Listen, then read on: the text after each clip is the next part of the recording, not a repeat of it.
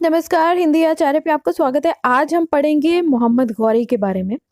मोहम्मद गौरी 12वीं शताब्दी का एक अफ़गान सेनापति था। उसका भाई ग़ियासुद्दीन गौरी अफ़गानिस्तान के घोर साम्राज्य का सुल्तान था।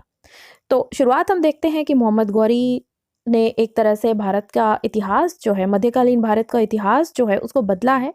और वह स्वयं कौन था? वह अफ़गानिस्तान का रहने वाला था। शुरुआत उसकी एक सेनापति के तौर पर होती है।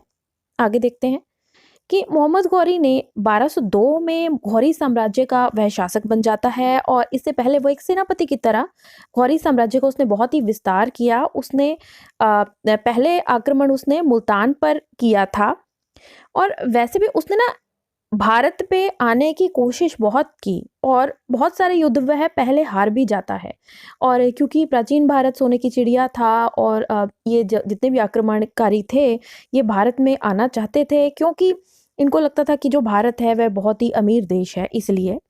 तो अब एक जो दूसरा रास्ता वह अपनाता है, वह पहले गुजरात की तरफ से सोचता है कि भारत में एंट्री करूं। तो पाटन के जो शासक है भीम द्वितीय, जो कि बहुत ही ताकतवर एक शासक थे, उसने उन पर भी आक्रमण किया, लेकिन मोहम्मद गौरी जो है वह उनसे हार जाता है, बड़ी बुरी तरह से हार जाता है।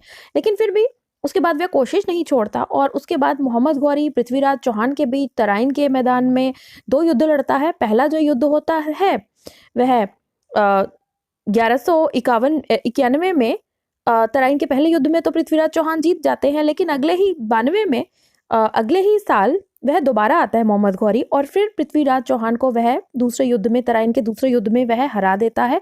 और इस तरह से भारत का जो इतिहास है वह एक तरह से मध्यकालीन भारत का इतिहास बदल जाता है। तराइन के युद्ध के बाद भारत में मुसलमानों का एक स्थायी राज्य बन जाता है और अपने प्रतिनिधि के तौर पर कुतुबुद्दीन ऐबक को मोहम्मद गौरी बनाकर यहाँ पर भेजता है और वह शासन चलाता है। और इस युद्ध के 2 साल बाद ही गौरी दोबारा एक बहुत बड़ी सेना को लेकर भारत जीतने के लिए दोबारा आता है। और फिर वह कन्नौज जीतने का उसका इरादा था, क्योंकि उस समय पर कन्नौज एक बहुत बड़ा राज्य था, बहुत ही संपन्न था। और वह जानता था कि कन्नौज को अधीन किए बिना वह भारत को अपने कब्जे पर नहीं रख पाएगा। तो देखिए, मोहम्मद गौरी जो है वह एक तरह से एक ऐसा लड़ाका है जो कि लड़ता है और बार-बार लड़ने की कोशिश करता है, हार नहीं मानता और अंततः वह भारत पर काबिज़ हो ही जाता है।